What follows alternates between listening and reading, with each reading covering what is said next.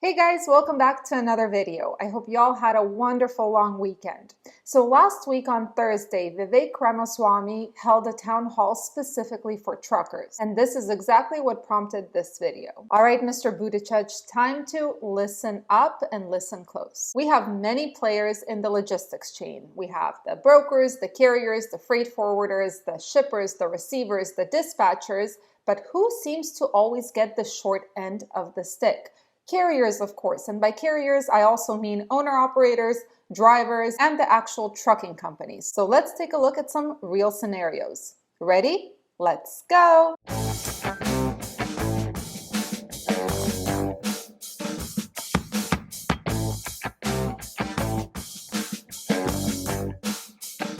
So first and foremost, ELDs. This was started in 2017. I believe everyone had to be in compliance by 2019, if I'm not mistaken. I'm not sure about that.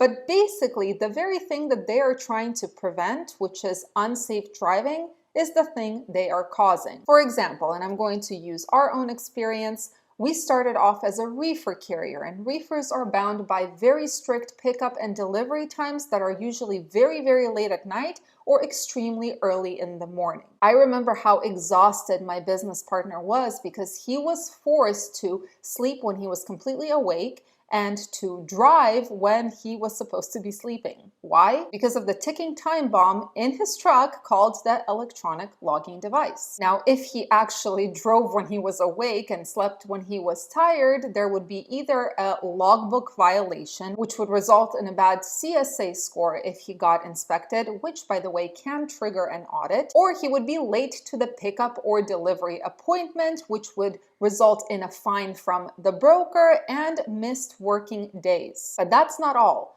On the carrier side, drivers, owner-operators, and carriers, they are faced with sometimes very long loading and unloading times, which, number one, brokers rarely compensate for, and number two, we are forced to find a way to still make it on time to delivery in order not to lose time and money in the time allotted by the ticking time bomb that just ate up a bunch of your time while you were loading or unloading. What does this promote? Well, it promotes speeding and driving while exhausted, because the alternative is being late to the appointment, which again can result in fines, lost working days, and basically lost time and money. If you don't believe me, listen to this. According to Overdrive, I quote, "Crashes and fatalities injuries numbers in the aggregate were generally flat from 2014 through 2017, rising and falling in small increments. Since the ELD mandate took effect in late 2017, however, crashes, injuries, and fatalities have risen each year, with the exception of 2020, when COVID-19 related shutdowns forced many passenger vehicles to work from home and not commute, reducing highway congestion dramatically for much of the year." All right, next we have truck parking. We all know that this is a huge problem. There are just not enough parking spaces for drivers to be able to park. So what ends up happening is drivers are wasting the valuable time that they are allotted by their electronic device looking for a parking spot to find somewhere to stop and sleep. Now, according to the New York Times, and I quote, "Across the nation, there is one truck parking space for every 11 truck drivers. An industry study found that drivers typically sacrificed about an hour per day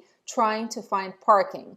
That loss of driving time works out to about $5,500 per year in lost earnings, or a 12% cut in pay, according to the American Trucking Associations." I can tell you from my personal experience, I'm not embarrassed to admit this, we have a bunch of violations that we accrued through the years because there were just no parking spots available for hours at a time. So what happens? Well, if you get a violation for going over your hours and you get inspected, bam, it goes against your CSA score. If you just decide to park somewhere, anywhere, you're likely to get a ticket for parking in an unauthorized area, and the officer will make you move and drive while you're tired. Now, if you decide to be completely safe and you have like 3 hours on your clock left, but you decide to park way in advance out of fear that you're not going to find a parking spot and then you're going to go into violation and ruin your reputation, guess what? You're probably not making that pickup or delivery appointment on time, and that results in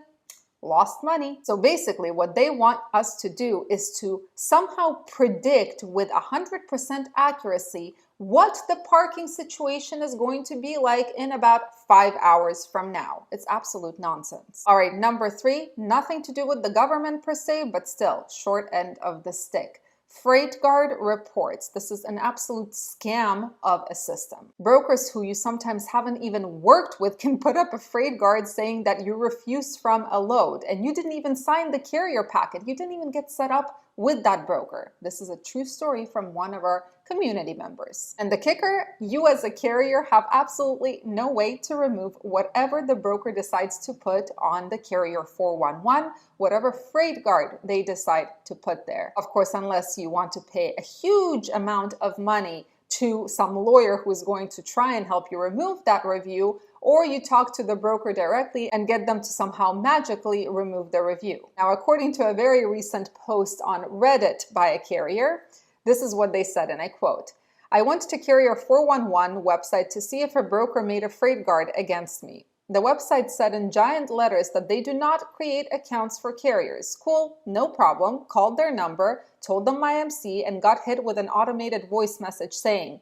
'We detected you're calling from a trucking company. We've blocked the number you're calling from, and if you try calling from another number, that number will also be blocked.' And if you don't find a way to remove that review from FreightGuard and that review stays, guess what? Other brokers are going to be too scared to actually work with you. So now you're stuck in a situation where you're losing a ton of jobs, a ton of money because of that one review. But hey, those truck, trailer, and insurance payments are all coming due." Of course, this is just a minuscule snippet of all the issues that we actually face on the trucking side of the industry. But the point is really simple. We do get the short end of the stick. Oftentimes, we as carriers, drivers, and owner operators feel like we're backed into a corner where we have one of two choices: either lose money or lose your reputation and then lose money. Unfortunately, there is no door number 3 in this scenario because there's an over-regulation of the carrier side while there's a lack of regulation everywhere else in the industry. As Mr. Ramaswamy said on Thursday in his town hall, it's a problem when the people who are writing the laws and regulations have no idea about the industry they're writing the laws